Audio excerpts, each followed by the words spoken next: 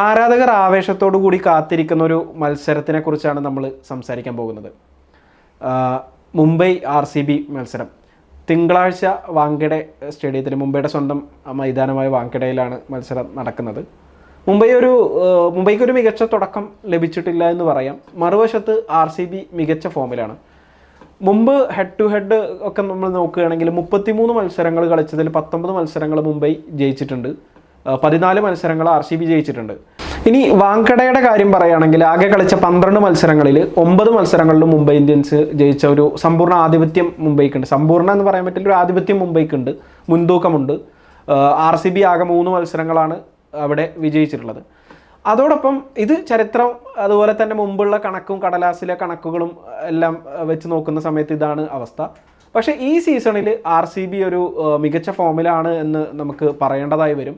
പ്രത്യേകിച്ച് 2008 ശേഷം ചെന്നൈ സൂപ്പർ കിങ്സിനെ ചെപ്പോക്കിൽ തോൽപ്പിച്ചു.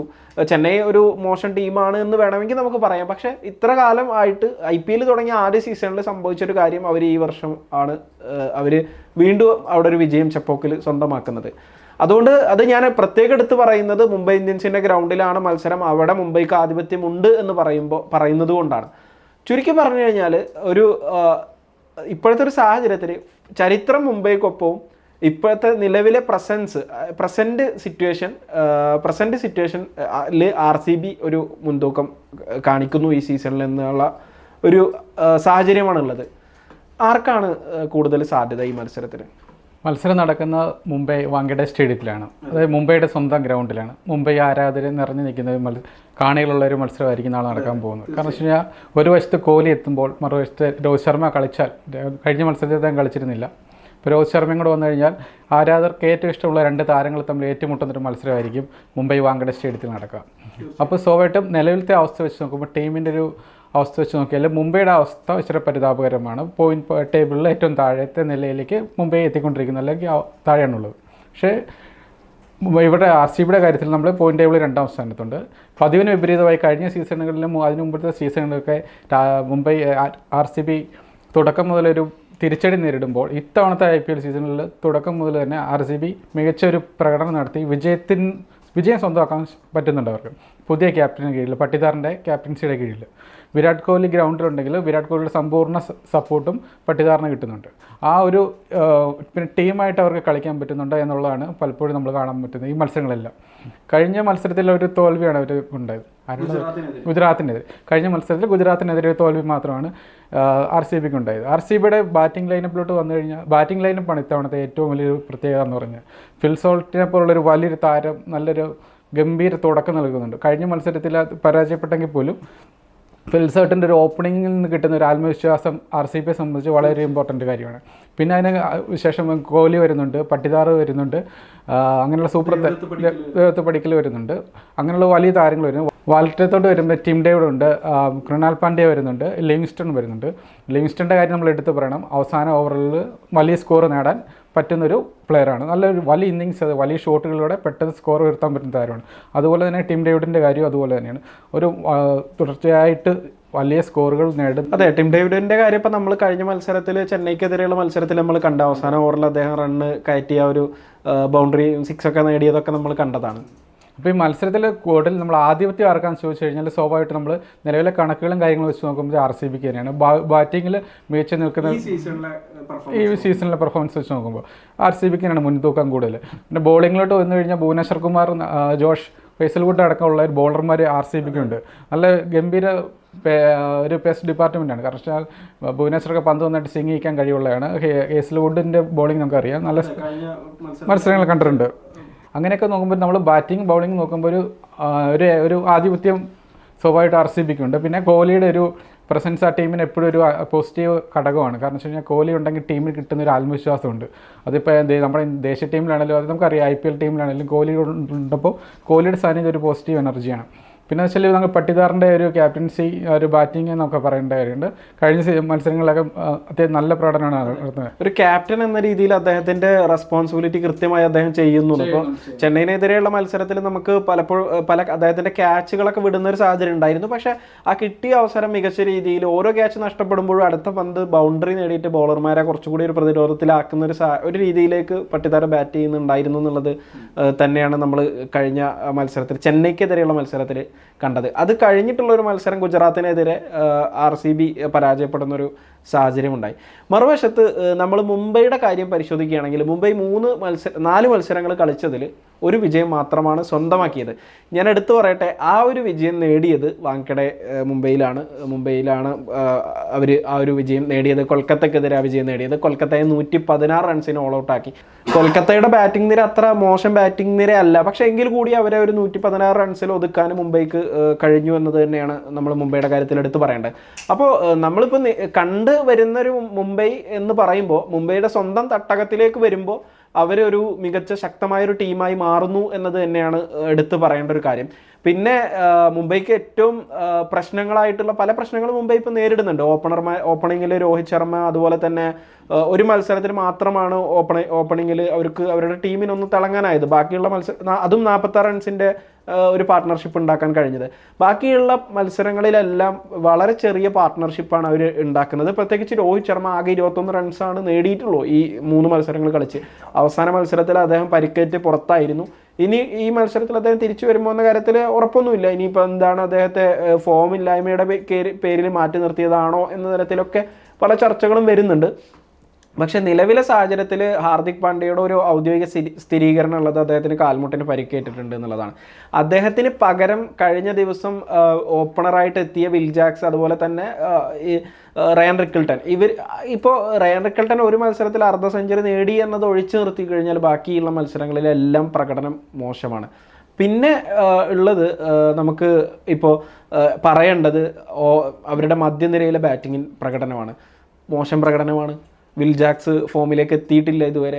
അതുപോലെ തന്നെ തിലക് വർമ്മ വളരെ മോശം സ്ട്രൈക്ക് റേറ്റിലാണ് കളിച്ചുകൊണ്ടിരിക്കുന്നത്. ഒരു T20 ഇപ്പോൾ കഴിഞ്ഞ മത്സരത്തിലൊക്കെ കണ്ടിട്ട് അതായത് അദ്ദേഹം റിട്ടയർഡ് ഔട്ടാകുന്ന ഒരു സാഹചര്യം വരെ ഉണ്ടായി എന്നുള്ളതാണ്. അത് എല്ലാവരും അദ്ദേഹം ഇത്രയും മോശമായിട്ട് നമ്മൾ തിലക് വർമ്മനെ കുറിച്ച് ഇങ്ങനെയല്ല പറഞ്ഞത്. തിലക് വർമ്മ എന്ന് പറയുമ്പോൾ അതിവേഗം ഇത് ചെയ്യാൻ, പക്ഷേ ഒരു മോശം സമയത്തിലൂടെയാണ് അദ്ദേഹം കടന്നു പോകുന്നത്.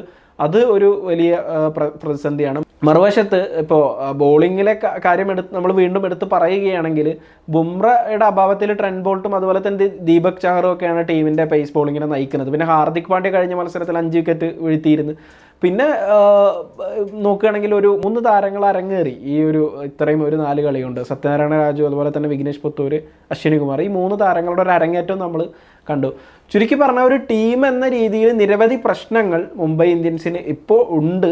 പക്ഷേ എന്ന് കരുതി അവരെ നമുക്ക് ഇപ്പോഴത്തെ ഒരു ഇതിനകത്ത് മുംബൈ വാങ്കഡെ സ്റ്റേഡിയത്തിൽ അവരുടെ സ്വന്തം തട്ടകത്തിൽ അവരെ തള്ളിക്കളയാൻ കഴിയില്ല എന്നത് തന്നെയാണ് യാഥാർത്ഥ്യം.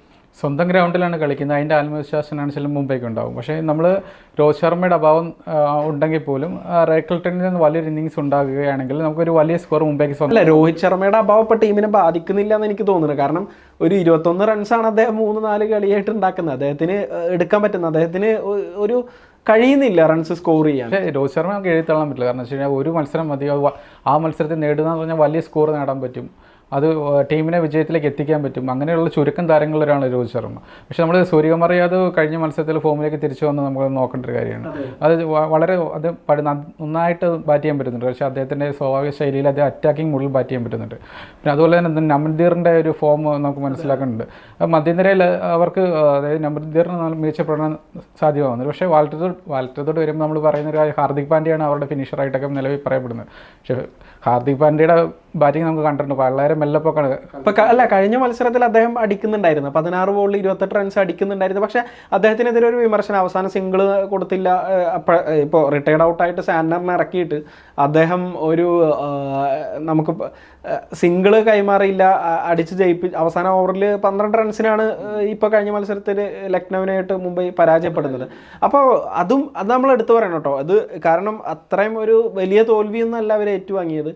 12 റൺസിൻ്റെ ഒരു പരാജയം, പ്രത്യേകിച്ച് 200 റൺസിൻ്റെ മേലെയൊക്കെ ചേസ് ചെയ്തിട്ട് വരുന്ന സമയത്ത് ഒരു പരാജയം എന്ന് പറയുന്നത് നമുക്കറിയാം അത് അതിൻ്റെതായ രീതിയിൽ ചില മത്സരങ്ങളിൽ അങ്ങനെ സംഭവിക്കുന്നതാണ്. പക്ഷേ RCB സംബന്ധിച്ച് അവർ മികച്ച ഫോമിലാണ്. ഇപ്പോൾ നമ്മൾ മൊത്തത്തിൽ ചുരുക്കി പറയുകയാണെങ്കിൽ RCB നല്ല ഫോമിലുള്ള ടീമാണ്. മുംബൈ ഇന്ത്യൻസ് 4 മത്സരങ്ങളിൽ 3 മത്സരം പരാജയപ്പെട്ട ടീമാണ്. അതേസമയം കണക്കുകളുടെ കാര്യത്തിൽ മുംബൈയിലെ ഹോം അഡ്വാൻറ്റേജ്, ചരിത്രം, ഈ ടീമുകൾ തമ്മിൽ ഏറ്റുമുട്ടിയിട്ടുള്ള മുമ്പുള്ള മത്സരങ്ങൾ, അതുപോലെ തന്നെ ഏത് നിമിഷവും ഫോമിലേക്ക് തിരിച്ചെത്താൻ കഴിയുന്ന ഒരുപിടി താരങ്ങൾ മുംബൈ ഇന്ത്യൻസിനുണ്ട്. അപ്പം എങ്ങനെ ഏത് ഇതിൽ നോക്കിയാലും ആവേശകരമായ ഇപ്പോൾ ഒറ്റ നോട്ടത്തിൽ ഈ കണക്കും ഇതും മാത്രം ഈ സീസണിലെ പെർഫോമൻസ് മാത്രം വിലയിരുത്തി നമ്മൾ നോക്കുകയാണെങ്കിൽ RCB ജയിക്കും എന്ന് പറയാം. അതേസമയം മുംബൈയുടെ സ്വന്തം ഗ്രൗണ്ടിലുള്ള ചരിത്രവും അതുപോലെ തന്നെ ഈ സീസണിൽ സ്വന്തം ഗ്രൗണ്ടിൽ അവർ നടത്തിയ പ്രകടനം നോക്കുന്ന സമയത്ത് മുംബൈക്കും സാധ്യതയുണ്ട് എന്ന് വേണമെങ്കിൽ പറയേണ്ടി വരും. അപ്പോൾ ചുരുക്കി പറഞ്ഞു കഴിഞ്ഞാൽ ഒരു ആവേശകരമായ മത്സരം, എന്തും സംഭവിക്കാൻ സാധ്യതയുള്ള ഒരു ആവേശകരമായ മത്സരം തന്നെ നമുക്ക് കാണാൻ കഴിയില്ലേ?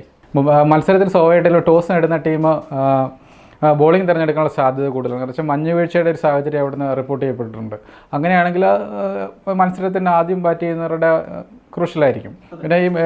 പിന്നെ നമ്മുടെ ബുംറയുടെ കാര്യം പറഞ്ഞാൽ ഒരു റിപ്പോർട്ട് കാണുന്നുണ്ട്, ബുംറ ഇനി 13-ാം തീയതി ഡൽഹിക്ക് നടക്കുന്ന മത്സരത്തിലാവും കളിക്കാൻ സാധ്യത ഉണ്ടാകുക എന്ന് പറയുന്നത്. അതിനൊരു ഇത് കൂട്ടുന്നില്ല, അതിനൊരു കറക്റ്റ് നമുക്കൊരു ഉറപ്പിച്ച് പറയാനൊന്നും പറ്റില്ല. അങ്ങനെ റിപ്പോർട്ട് കാണപ്പെടുന്നത് മാത്രമേ ഉള്ളൂ. പക്ഷേ ബുംറ ആയതുകൊണ്ട് ഇന്ത്യൻ ടീമിൻ്റെ, ദേശീയ ടീമിൻ്റെ ഏറ്റവും വലിയൊരു ഇമ്പോർട്ടൻറ്റ് പ്ലെയർ ആയതുകൊണ്ട് ബുംറയെ വെച്ച് റിസ്ക് എടുക്കാൻ BCCI ഒരിക്കലും തയ്യാറാകില്ല. സ്വാഭാവികമായിട്ടും ബുംറയുടെ ഫിറ്റ്നസ് ഭയങ്കര ഒരു പ്രയോറിറ്റി ഉള്ള കാര്യമാണ്. അപ്പം ബുംറ ഇല്ലാതെ മാറി നിൽക്കുന്നൊരവസ്ഥയുണ്ട്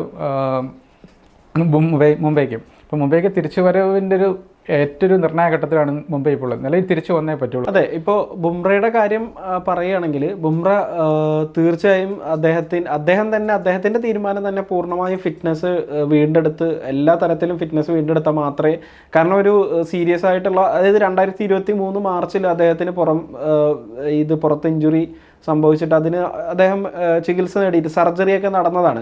അപ്പോൾ അതിനുശേഷം 2 വർഷത്തിന് ശേഷം അല്ലെങ്കിൽ 2 വർഷത്തിന് ശേഷമാണ് ഇപ്പോൾ വീണ്ടും ആ ഒരു ബാക്ക് പെയിൻ അദ്ദേഹത്തിന്, അല്ലെങ്കിൽ അതുമായി ബന്ധപ്പെട്ട് അദ്ദേഹത്തിന് ഒരു ഡിസ്കംഫേർട്ട് വരുന്നത്. അപ്പം അതുകൊണ്ട് തന്നെ ഇതൊരു നിർണായക ഘട്ടം. മുമ്പ് എനിക്ക് തോന്നുന്നു ആ താരം ഏതാണെന്ന് ഞാൻ ഓർക്കുന്നില്ല, ബുംറയുടെ കരിയറിനെ സംബന്ധിച്ച് തന്നെ വളരെ സീരിയസ് ആയിട്ടുള്ള ഒരു ഇഞ്ചുറിയിലൂടെയാണ് അദ്ദേഹം കടന്നു പോകുന്നത് എന്നുള്ള രീതിയിലാണ് ഒരു സ്റ്റേറ്റ്മെൻറ്റ് കണ്ടത്. അപ്പോൾ പൂർണ്ണമായും ഫിറ്റ്നസ് വീണ്ടെടുത്താൽ മാത്രമേ തിരിച്ചു വരുള്ളൂ എന്ന് ബുംറ തന്നെ, അതായത് ആ ഒരു രീതിയിൽ തന്നെയാണ് ബുംറയുടെ ഒരു നിലപാടും എന്ന് മാധ്യമങ്ങളൊക്കെ റിപ്പോർട്ട് ചെയ്യുന്നുണ്ട്. തീർച്ചയായും മുംബൈ RCB മത്സരമാണെങ്കിലും വാശിയേറിയ മത്സരമാകും. കാരണം മുംബൈക്ക് തിരിച്ചു വരേണ്ട ഒരു അവസ്ഥയുണ്ട്, RCBക്ക് പോയിന്റ് ടേബിൾ 1ാം സ്ഥാനത്തേക്ക് തിരിച്ചെത്തേണ്ട അവസ്ഥയുണ്ട്. അപ്പോൾ എന്നാണെങ്കിലും ഒരു വാശിയേറിയ മത്സരമാകും വാങ്കഡെ സ്റ്റേഡിയം നടക്കുക. വാങ്കഡെ സ്റ്റേഡിയം നിറഞ്ഞൊരു സദസ്സിന് മുന്നിലായിരിക്കും മത്സരം നടക്കാൻ പോകുന്നത്. നമുക്കൊരു വലിയൊരു മത്സരം, അല്ലെങ്കിൽ നല്ലൊരു മത്സരം കാണാൻ സാധിക്കുമെന്ന് പ്രതീക്ഷിക്കാം. തീർച്ചയായും.